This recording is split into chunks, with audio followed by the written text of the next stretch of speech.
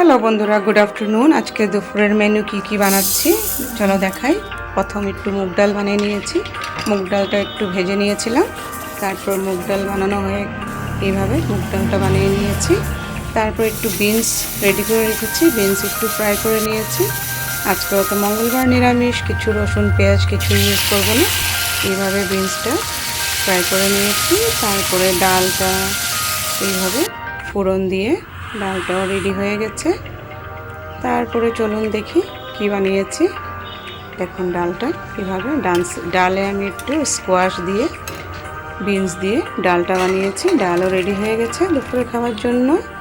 আর কাঁঠাল, দেখুন কাঁঠাল, জ্যাকফ্রুট, ইঁচড় যাই বলুন, এই তরকারি একটা বানিয়ে নিয়েছি।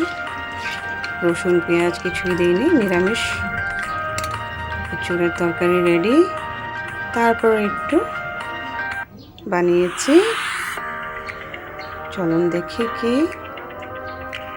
এখন কালারটা যা হেভি হয়েছে না, দারুণ লাগছে, খেতেও হেভি লাগবে। তারপর একটু পনির তরকারি, আলু দিয়ে টমেটো দিয়ে একটু পনির তরকারি বানিয়েছি। ঠিক আছে বন্ধু।